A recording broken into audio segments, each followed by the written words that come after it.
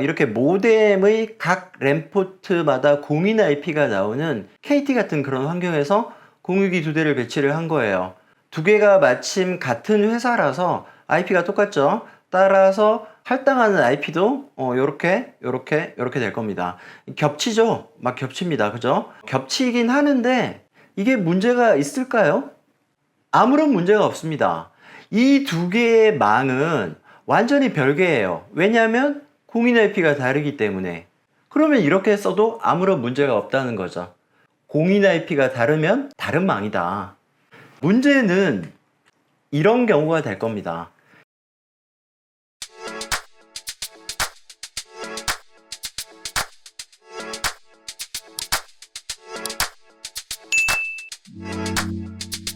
안녕하세요, 베테우스입니다.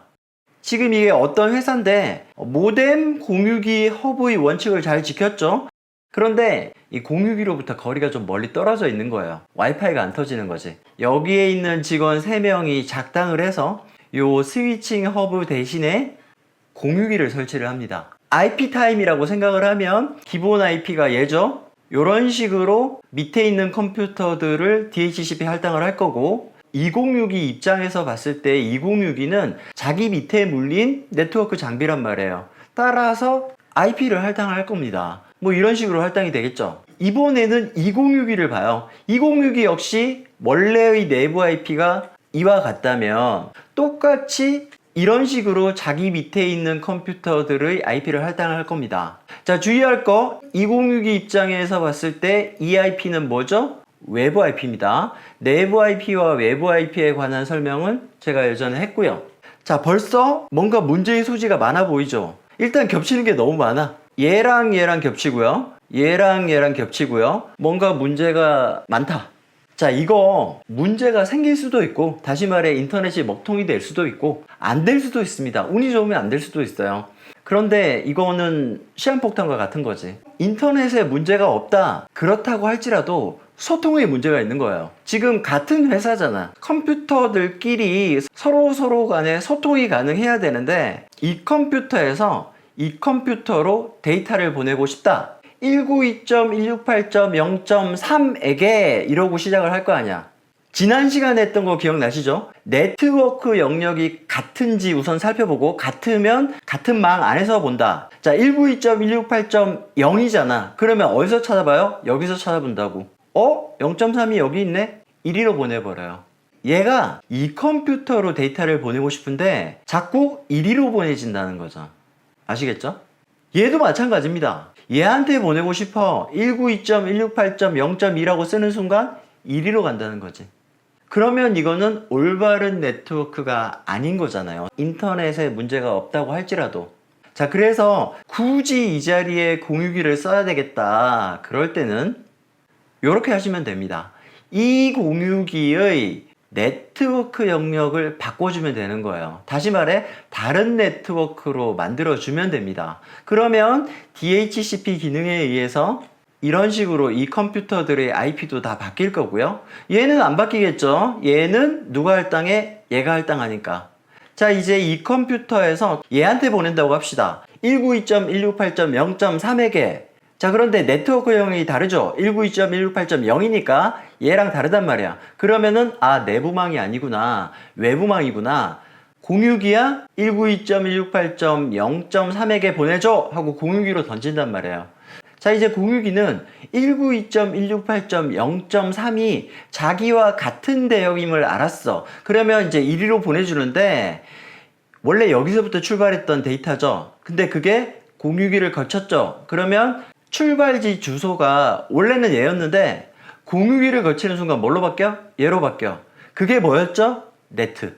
기억나시죠? 네트를 이용해서 주소를 이렇게 바꾼 다음 이렇게 통신을 합니다. 이 컴퓨터는 이제 답장을 보내야 되겠지. 답장을 보내는데 누구한테 보내? 얘한테 보내나? 아니죠. 자기는 지금 얘한테 받았어. 그럼 얘한테 보내는 겁니다. 이렇게 가요. 공유기로 갔어요. 이제 공유기를 거치면 도착지 주소가 얘에서 얘로 바뀌죠. 그게 뭐였죠? D넷. 그러면 보내고 받는 게 아무 문제가 없다.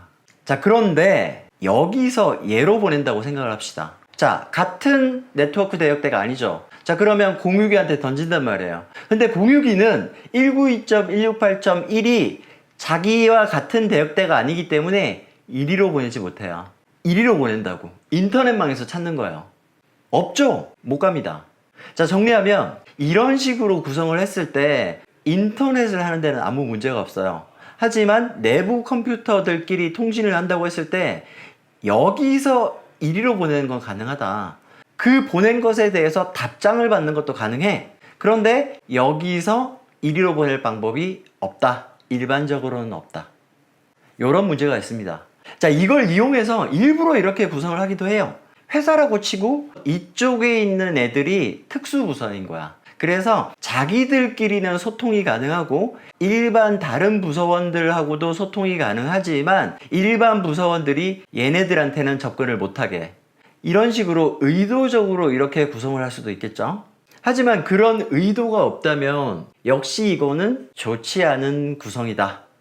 자, 그런데 이 상황을 잘 살펴보면 우리가 지난 시간에 했던 거예요.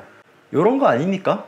모뎀 공유기 허브인데 램포트가 하나씩이야. 단자만의 공유기가 들어갈 수밖에 없다. 자, 그럴 때는 와이파이 때문에 단자함 바깥에 공유기를 하나 배치를 하는 수밖에 없다. 기억나시죠? 그때 제가 뭐라고 그랬죠?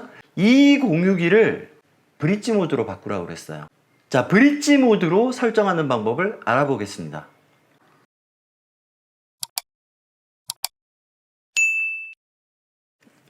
자, 첫 번째, 브릿지 모드로 설정할 공유기에 물린 연결을 해제하라는 뜻이에요. 뭐 얘네는 신경 안 써도 되고 이런 식이 되겠죠. 그리고 가급적이면은 이 친구를 공장 초기화를 해놓는 게 좋을 것 같고요. 컴퓨터 하나를 연결을 해야 되겠죠. 연결을 한다라는 말은 관리자 페이지로 접속을 한다는 건데 공장 초기화 상태이기 때문에 기본 IP가 이와 같을 겁니다. 그 다음에 이 공유기의 와이파이에 관련된 것들을 설정을 하면 됩니다. 와이파이 이름이라든지 비밀번호 이런 것들이요. 물론 요거 나중에 해도 되는데 일단 하고 갑시다.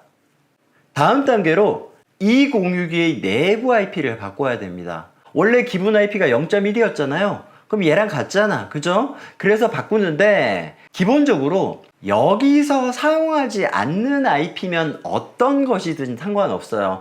많은 분들이 이 세 번째 자리 숫자만 바꾸기도 합니다. 그러니까 192.168.1.1로 바꾸기도 해요. 상관없습니다. 그런데 저는 웬만하면 이 네트워크 영역은 얘네들이랑 똑같이 맞추는 거를 권해드려요. 네 번째 호스트 영역만 기존에 사용하지 않는 애로 설정을 하는 게 좋습니다. 그래야지 나중에라도 이 공유기에 접속을 할 수가 있어요. 자, 그리고 이 공유기의 DHCP 서버 기능이 기본적으로 활성화 상태일 텐데 걔를 중지를 합니다. 자, 이제 이 공유기와 이 공유기를 연결을 할 텐데요. 이렇게 연결을 합니다. LAN to LAN으로 연결을 합니다. 웬 포트는 비워놓는 거예요. 이게 진짜 중요합니다.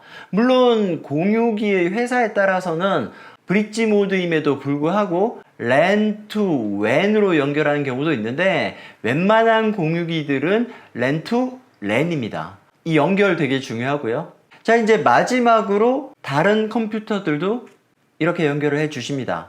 자, 연결은 이렇게 하면 끝인데 아까 5번에서 이 친구의 DHCP 서버 기능을 껐죠. 그러면 누군가는 얘네들의 IP를 할당을 해야 되겠다. 그게 누구야? 얘입니다. 그죠? 자, 그렇다면 이런 식으로 할당이 된다는 거죠.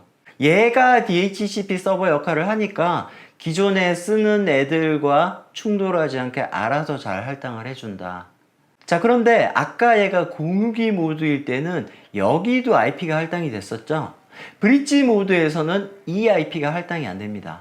왜냐하면 브릿지 모드로 바꾸는 순간 얘는 스위칭 허브와 똑같습니다. 완벽하게 똑같아요. 유선에 한해서.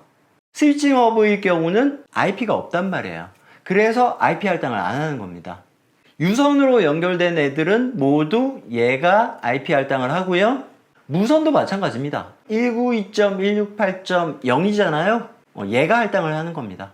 유선이든 무선이든 모두 DHCP 서버 기능은 얘가 한다. 이게 브릿지 모드예요. 아시겠죠? 이런 식으로 쓰시면 됩니다. 자, 얘가 통신 단자만에 있는 경우가 아니라 회사야. 얘도 노출되어 있어. 그러면 이제 얘도 와이파이 기능이 있을 거 아닙니까? 두 개를 동시에 켰어. 두 개가 잡힙니다. 이름을 똑같이 했어. 예를 들어 베테우스, 베테우스. 그러면 스마트폰 켜보잖아요. 베테우스가 두 개예요. 물론 이제 어디로 접속하든지 DHCP 서버는 오로지 얘 하나예요. 결론적으로 같은 네트워크가 되긴 하는데 좀 너저분해지겠죠? 와이파이가 두 개가 뜰 거란 말이야. 게다가 요즘은 2.4G, 5G 두 개죠? 그러면은 총 4개가 뜨겠네. 그래서 나온 게 메쉬 네트워크예요. 메쉬는 지금 이 구성과 똑같은데 와이파이를 하나로 통합해서 보여준다. 그런 장점이 있어요. 메쉬에 관한 거는 제가 예전에 많이 만들어 뒀거든요. 이번 모공허 시리즈에서는 새로 다루지는 않을 것 같고요. 자, 이런 식으로 브릿지 모드를 설정해서 쓰시면 된다. 공유기는 두 개지만 사실상 하나의 공유기를 쓰는 것과 똑같다. 아시겠죠? 자, 오늘은 여기까지입니다. 오늘 영상 도움되셨다면 좋아요와 구독 부탁드립니다. 감사합니다. 지금까지 베테우스였습니다.